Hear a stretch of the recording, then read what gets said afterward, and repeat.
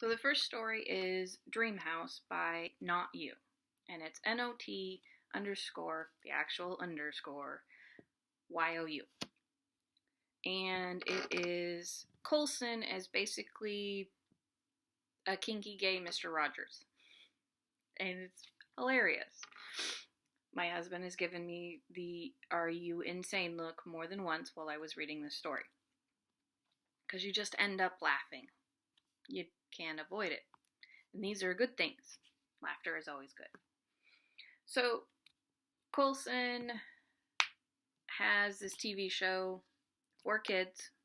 Like I said, basically Mr. Rogers. Only instead of the sweater and the sneakers, it's his usual Agent Coulson suit. The gray suit with the sunglasses and everything. Everybody's there. Tony, Natasha, Steve, Bucky is Steve's boyfriend, and then Clint shows up. It's the beginning of the story, but Clint shows up as a video guy. And, of course, it's Clint and Phil, so Phil automatically is attracted to him. Clint's a little bit of a bad boy, so Phil has a thing for bad boys. Has some tattoos. He's trying to hide them so nobody knows at work. He being Clint. Sorry.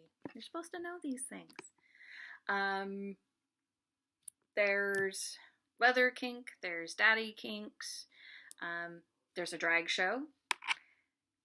Let's see. Who all was in the drag show? Sam, Clint, and Steve all dress up in drag to help support the local community. So all the money goes to the hospital in the story. Read too many stories. I keep mixing them up in my head as I try to go to talk to you about this. This is like the 7th take I've tried to do. It's cute. It's adorable. I want Grandma Coulson's ham recipe. I'm moving my table. That's why it's shaking. I'm sorry. It has something to do, the recipe apparently puts everybody in a coma. I need this recipe. I need a ham recipe like this. So Not You should really share it. Really, really should share this recipe.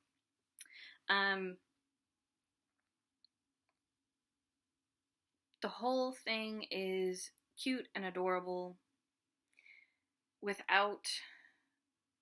Okay, I may have gotten one cavity from the story. Occupational hazard, with as much as I read. I'm going to get a cavity from some story I've read. I think this one definitely did it. I will make sure to put all of her tags on the description of the video so you can decide if you want to go rate it or if there's something in it that you're have an objection to or a trigger to or just don't find fun. But in general, the whole thing is just good. It's just an amazing story. She pulls you in like a good writer should and makes you want to hang out with everybody in the story. I really, really want to get to know this Phil, and I really, really want to get to know this Clint. Not so much the Steve, but that's because I like Steve after. I have a thing for tall blondes. If my other half ever does a cameo, you'll figure out why. He's 6'5", blonde, blue-eyed. Yeah, I went for that one. Oh well.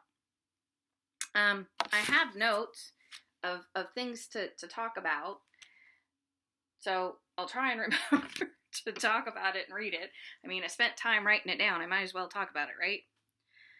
So, one of the cute things is Fury is the one that came up with the TV show. They're like driving to the station to register the TV show and writes down Mr. Coulson's Technicolor Dreamhouse, and Coulson's like, no, that's too psychedelic, and Fury's like, too damn bad. Here it is. And Fury, originally, when the TV show started, he was the angry sock puppet, and the imagery of Fury being a sock puppet voice is absolutely hilarious. I find this... It was one of the better things I've ever read. Fury is not my favorite character, but thinking of him as a sock puppet voice, It was cute. And let's see. Oh, crap. Sorry, I moved the computer. Let's see. They get Phil out to a gay club, a younger gay club, and Phil vogues. I need somebody to do a video of Phil voguing. I saw a video of him actually doing a Britney Spears song, Toxic, I think it was. It was hilarious. Now I need him to go and do voguing because I need these. These are just things I need. I just need them. So the Daddykink thing, it's an accident. Clint doesn't actually mean to kind of dive into it, but it sort of slips out, and then it becomes a thing through the rest of the story. And she writes it nice, and there's no hesitation on Phil's part in dealing with it. He just does, and there's no shaming, no anything in it. And they actually flip at one point.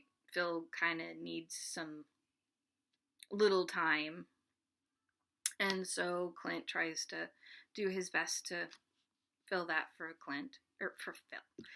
Clint does the best he can for Phil, and it works out pretty good. Some of the other cute things are they're talking about different things they've done over, the whole cast is talking about different things they've done over the years, and Tony fesses up to the fact that he ended up with a sex slave for about 6 months because he was really good with a Jewish dreidel. I'm still trying to figure out how that works out, but it apparently did. They managed to get Phil high on Christmas break, which is cute, and I want to see that too. This needs to be turned into like a movie. This needs to be turned into a TV series. Marvel needs to come and buy some of our fan fiction and have the actors act it out, because some of the stories I've come across would make them a hell of a lot more money than their writers are making them. Just because we know what we want to see. And what the Marvel writers keep writing, I'm not sure I want to keep seeing anymore. I think I'll stick to the old original stuff. The new stuff that's supposed to be coming out, scaring me a little too much. You guys are messing with my boys too much.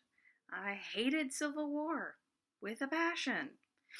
Back to Dreamhouse. Sorry, I will eventually figure out how to do this and not go a million different directions. Probably when I figure out how to not do this anymore. So there's also a huge leather kink in this. Phil loves the smell of leather. Who doesn't, though? Really, I have never met anybody who didn't like the smell of leather.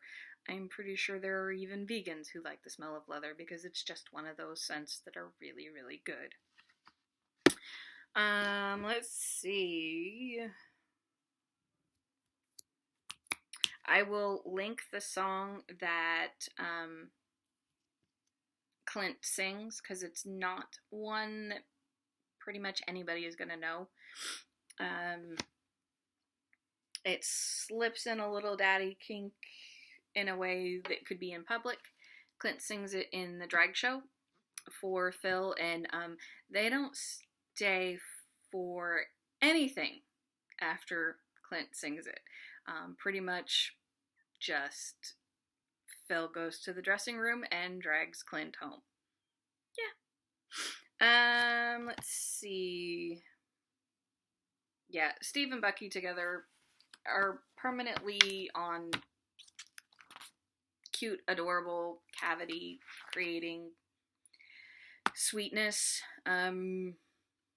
After the drag show, Bucky takes Steve home and, Bucky takes Angelique. I think I'm probably saying it wrong. I'm sorry if I am. I'm horrible with names. Angelique. Okay, I'm hoping. And I really need somebody to come read this story and draw Steve as Angelique. I need this fan art. Somebody needs to do this for Not You. it needs to be done. It's just a thing that needs to be done. Thor and Jane, they meet towards middle to end of the 12, 13 chapters. The whole thing is so sweet. And Jane and Thor are sweet together. They're slow, take their time. Thor isn't a pushy asshole, which he wouldn't be anyways. Frigga would never raise him like that. She'd backhand him before he did anything like that. Asgard is a country on Earth in the story, not a alternate planet, realm, or anything. Darcy is there. She is still Jane's intern friend. She doesn't come to the TV show. Jane is there as a guest star, talking about wormholes and other things like that. But you do get to see her in the story because Jane calls her and talks to her.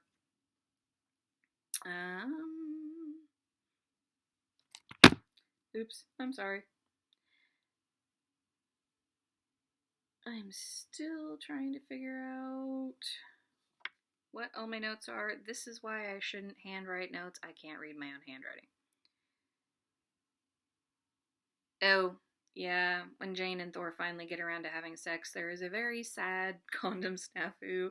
Check your condoms regularly if you use them.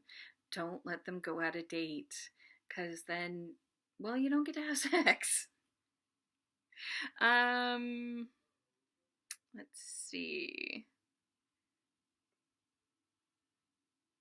Oh, there's a thing in there when Clint goes home with Phil for Easter. There's some mentioning of eating Brussels sprouts like a good inmate because Clint went to jail. Yeah, I've never had to deal with that. I have always gotten to ignore the food I didn't want to eat. And eating Brussels sprouts like a good inmate, I had to bring that point up because I found it hilarious. I think I would have probably just starved.